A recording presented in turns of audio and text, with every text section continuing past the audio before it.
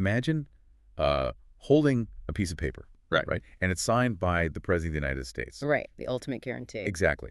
And it's backed by this incredibly explicit 75% supermajority requirement. Like, you would think that is an unbreakable, ironclad promise. You definitely think so. But in 1877, the Lakota people learned the hard way that when, billions of dollars of land are on the line, American ink it's incredibly easy to erase. Yeah, unfortunately. The government just simply ignored the supermajority, grabbed the land, and moved on. So today, for you listening, we're doing a deep dive into a stack of sources that force us to ask a really deeply unsettling question. Which is, what actually makes a promise binding? Right. Is it the signature on the paper, or is it like the raw power of the people sitting at the table? And history shows us it is almost always the latter. I mean, it's the power. And to guide us through this today, there's this core theme that just emerges repeatedly from these sources. Oh, yeah. It's everywhere in the text. Right. It's a concept that will run through our entire discussion. The sources call it consent recorded under asymmetry. Consent recorded under asymmetry. Exactly. When we look closely at the historical record, we often find that what we call, consent or agreement is really just leverage wearing a costume. I love that phrasing. Leverage wearing a costume. Like, think about how wild that is for a second. It really reframes everything. It does. Because if you or I sign a meticulously detailed, notarized 50-page lease with a massive property management company, and then we break it. We get sued. We get ruined. It's the paper matters because we don't have the power.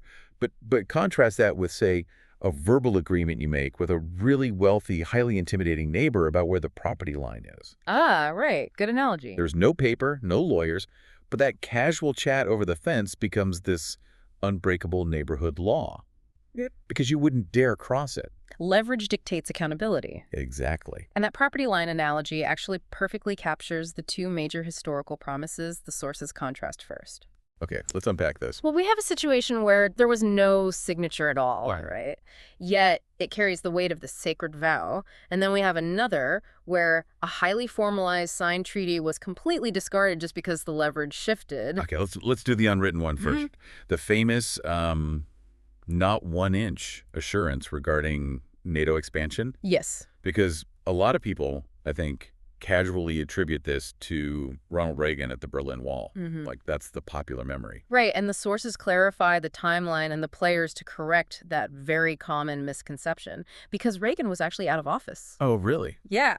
The phrase, not 1 inch eastward, that belongs to James Baker. George H.W. Bush's Secretary of State. Exactly. He spoke those exact words to Mikhail Gorbachev in Moscow on February 9th, 1990, and declassified documents reveal that Baker actually repeated that specific formula to Gorbachev 3 times in a single meeting. Wow. 3 times. I mean, that feels highly intentional. You'd think that makes it official policy, right? You would think so. But it was never written into a signed treaty. Never. Never. It was effectively a hallway assurance. And the context matters immensely here because the Soviet Union was teetering, right?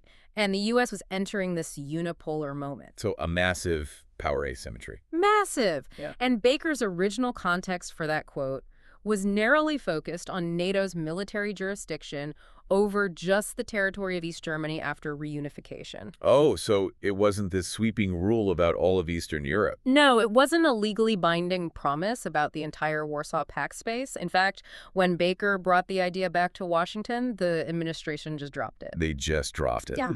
The treaty the Soviets eventually signed to allow German reunification, it said absolutely nothing about restricting NATO from expanding beyond Germany. Wait, okay, so if it wasn't in the final treaty, why does Russia treat that verbal exchange today as this, like, sacred binding promise? I mean, it's cited constantly as this massive historical betrayal. Well, the grievance is built entirely on the memory of that verbal assurance because it serves a modern political narrative. Right. But the sources point out this fascinating contradiction to that narrative of betrayal. Because leaders in Moscow, specifically Gorbachev, Boris Yeltsin, and even Vladimir Putin. Putin, too. Yes, all of them actively lobbied for Russia to actually join NATO at various points in the 90s and 2000s. Putin even brought it up directly to Bill Clinton. That is wild. So the narrative of "you promise not to expand," it coexists with a history of them actually asking to be part of the expansion. Exactly. It perfectly demonstrates how historical memory is weaponized. But, let's flip the script. Okay. We go from an unsigned promise treated as unbreakable law to a signed, airtight document treated as trash. Ah, the 1868 Fort Laramie Treaty with the Lakota people. Right. This is where your paper lease gets completely shredded by the property manager. Yeah, because this treaty was meticulous, right? Very. It contained a self-protecting supermajority clause built right into the text. It stated explicitly that no cession of reservation land would be considered valid unless it was signed by at least 3/4.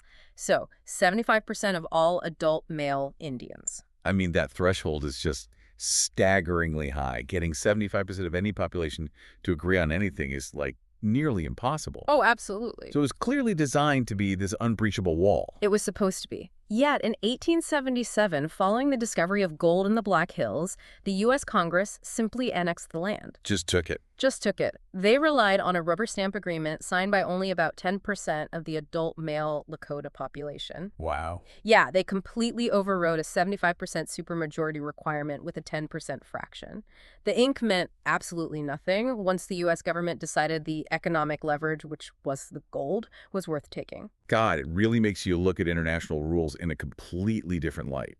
Like, a verbal assurance in a Moscow hallway is treated as binding because of the geopolitical leverage involved. Right. But a signed 75% supermajority treaty is just a speed bump. A speed bump, exactly.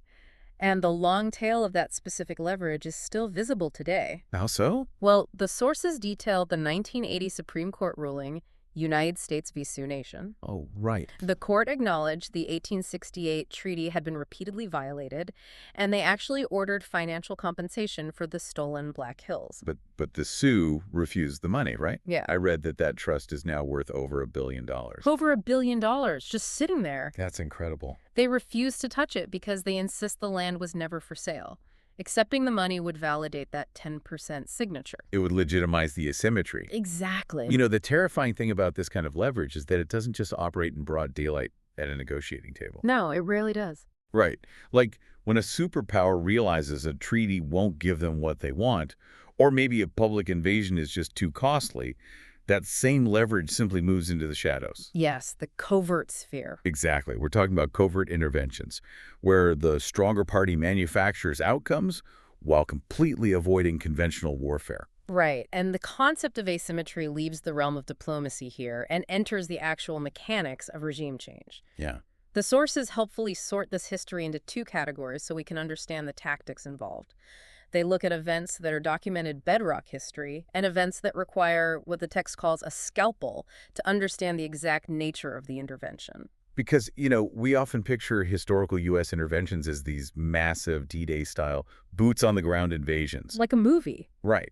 But the bedrock examples the sources provide show something far more insidious. Yeah. The bedrock cases are Iran in 1953, with Operation Ajax overthrowing Prime Minister Mossadegh, and Guatemala in 1954, with Operation PBSUCCESS overthrowing President Árbenz. And these aren't conspiracies, right? No, not at all. These are completely declassified, undisputed historical events. But they were not conventional troop invasions. They were covert operations that utilized paramilitary forces, massive propaganda campaigns, and severe economic strangulation. So let's dig into the how of that. How does a country actually overthrow a government without sending in the army? Well, in Guatemala, for example, the CIA didn't send divisions of Marines. They set up clandestine radio stations. Oh, to broadcast fake news. Exactly. Fake news of a massive rebel uprising, which created widespread panic. They used economic leverage choking off trade to create domestic instability, and they hired and trained a relatively small proxy force of exiles. So it was all about perception. Exactly.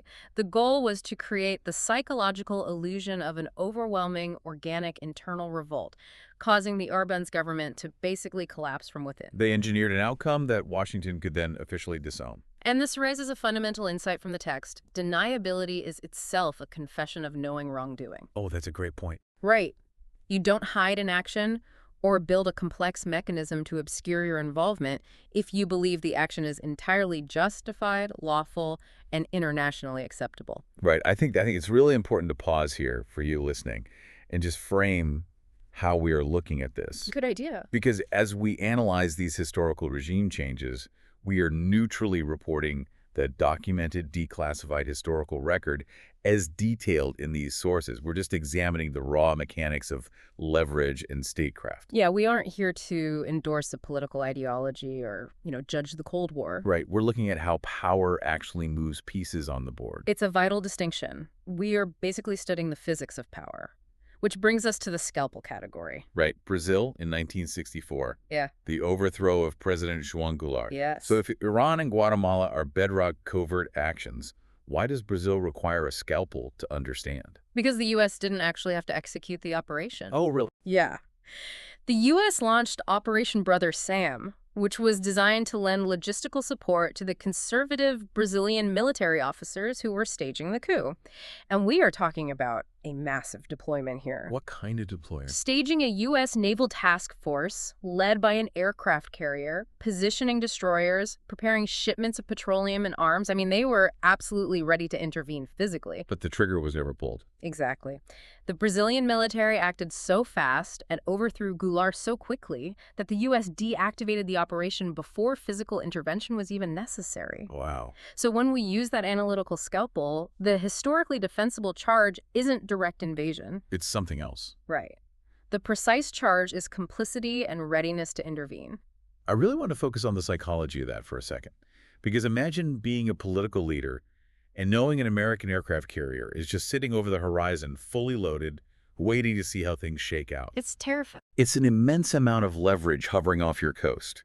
It is the threat of force used to guarantee an asymmetrical outcome without firing a single shot.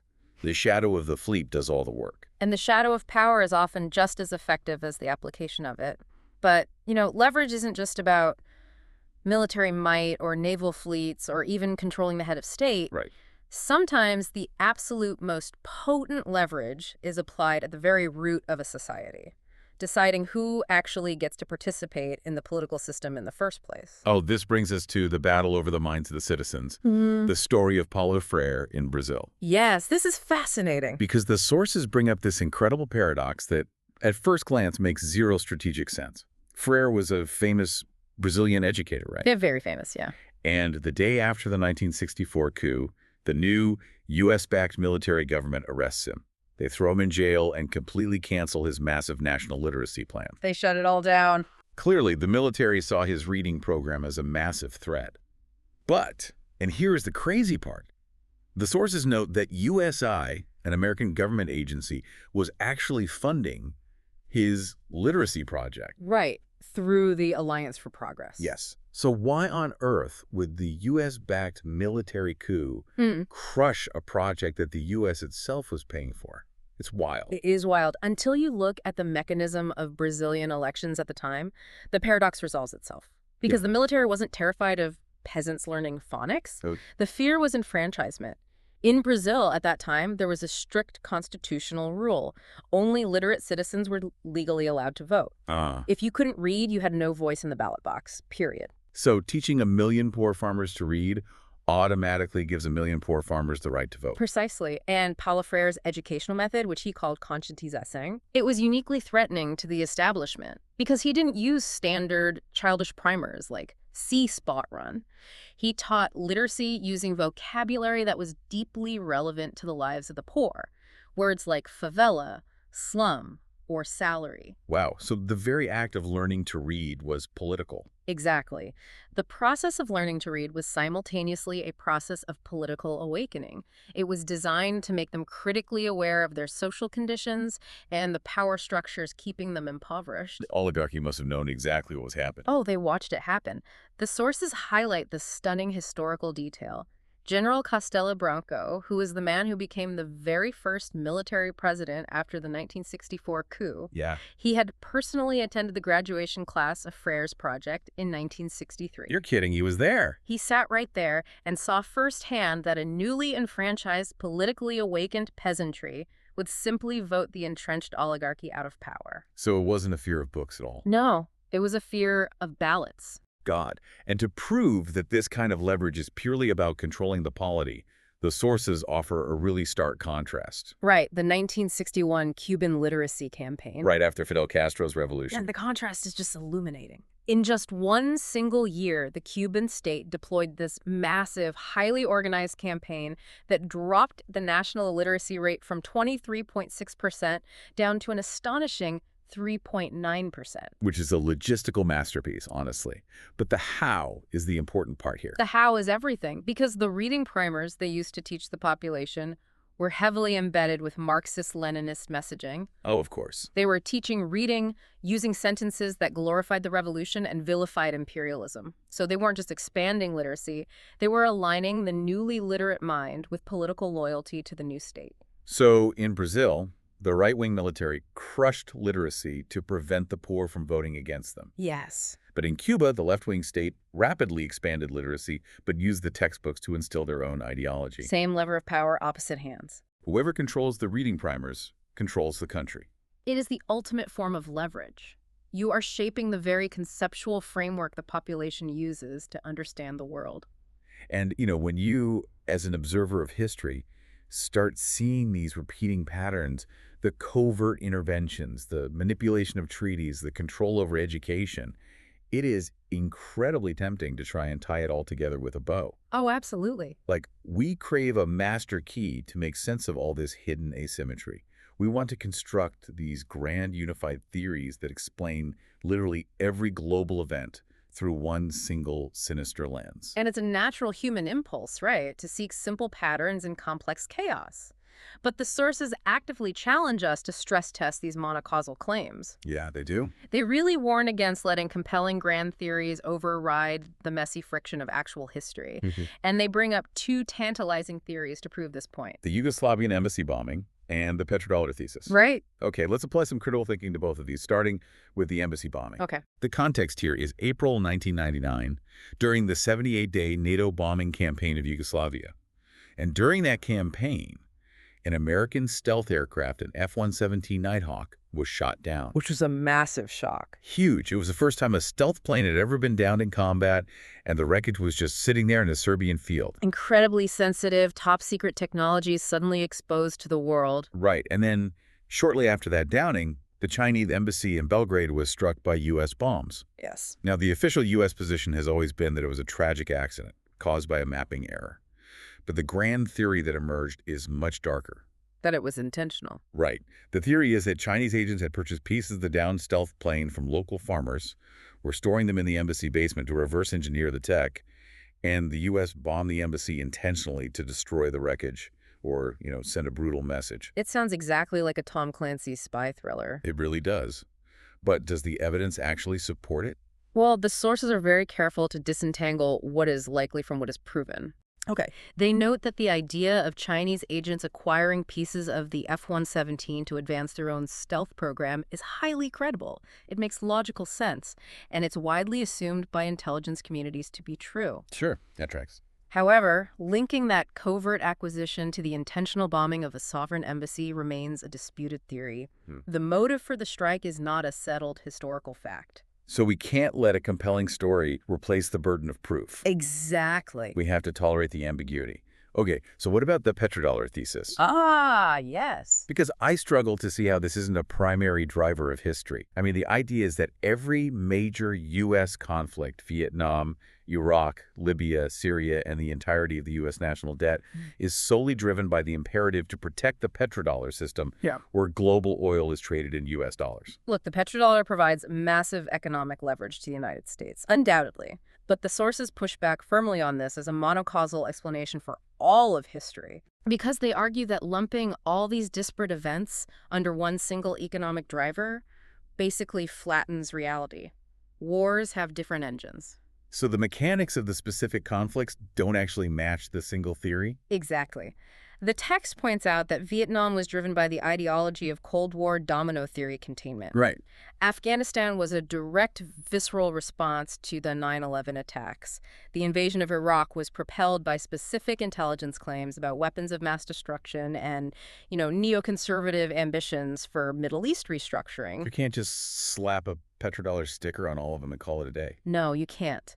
And regarding the U.S. national debt, economists point out the debt is driven far more by domestic mechanisms. Like what? Tax policy choices, massive entitlement programs, and those multi-trillion-dollar economic responses to the 2008 financial crisis and the 2020 pandemic. Okay, so the petrodollar is a massive factor in global economics. Yeah. But claiming it's the sole puppet master of all war and debt is an overreach. Right. It's about keeping our analytical scalpel sharp. And the sources tackle one more massive historical debate that really requires that scalpel. The concept of victor's justice applied to the Nuremberg trials after World War II. This is perhaps the most profound normative debate in the material, honestly. It really is. Because the critique of Nuremberg, the argument that it was merely victor's justice masquerading as law, points out highly uncomfortable mechanical facts about the tribunal. Yes, very uncomfortable. For instance, the judging bench included the Soviet Union. And this was a nation that had just partnered with Nazi Germany to invade Poland in 1939. And had committed its own horrific atrocities. Right, like the Katyn massacre of Polish officers, which they actively tried to blame on the Germans during the trial itself. Having them sit in judgment severely complicates the moral purity of the court. Definitely. And furthermore, the massive, devastating aerial terror bombing campaigns conducted by the Allies against civilian centers, they went completely unindicted. Because the Allies wrote the charges. Exactly. And legal scholars argued that the core charge of crimes against peace was essentially an ex post facto law, a rule created after the action occurred which violates basic legal principles. But, let me play devil's advocate here. Go for it. What was the alternative? If the Allies don't hold a trial, what actually happens to the Nazi high command? Okay, that is the robust defense of Nuremberg. Because the counterargument reminds us that leaders like Winston Churchill initially advocated for the summary execution of Nazi leadership. Just line them up. Right, without any trial or evidentiary record at all. But Nuremberg, despite its deep structural flaws and hypocrisies, it rejected the law of the jungle. It forced the creation of a documented adversarial legal proceeding. It put the atrocities on the public record with actual evidence and cross-examination. And crucially, it established enduring, enforceable international principles against aggressive war. It officially rejected the defense of, well, I was just following orders. And mapping this debate shows us that both sides have valid points, right? Claiming Nuremberg was purely righteous or purely hypocritical ignores the messy reality of how international law is actually forged. Which is? It is forged by the victors, utilizing their leverage to create new baselines of behavior. Yeah, which brings us right back to where we started. It does. We set out on this deep dive to understand what makes a promise binding. And we've traveled from James Baker's unwritten hallways in Moscow to the broken supermajority ink of the Fort Laramie Treaty. We've looked at the shadow of naval fleets off Brazil, The battle over voting rights, hidden inside literacy primers, and the messy creation of international law at Nuremberg.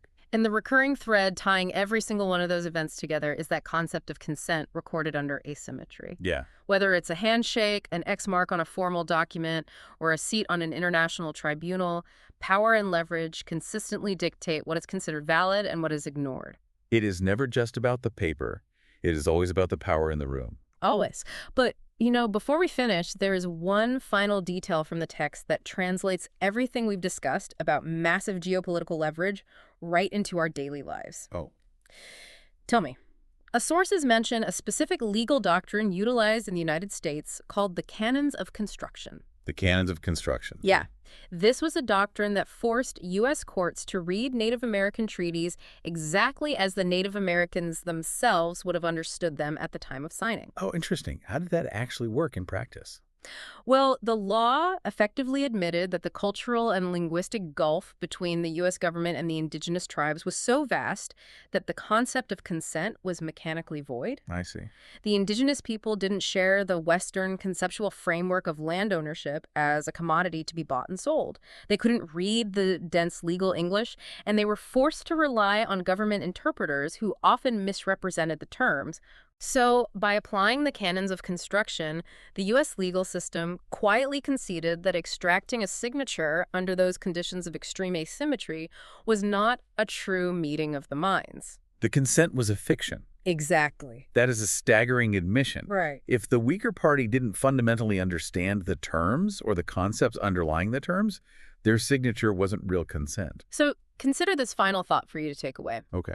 If a major, undeniable disparity in language, understanding, and leverage historically voids the very concept of consent in a formal treaty, how might that exact same logic apply to the impenetrable, jargon-filled digital terms of service agreements that you and I blindly click I agree to every single day? Oh, wow. Right. You don't have a team of corporate lawyers. Right. You don't understand the specific data harvesting jargon, and you have absolutely zero leverage to negotiate the terms. You just want to access the software. Exactly. Is our daily digital consent just modern leverage, wearing the costume of an agreement?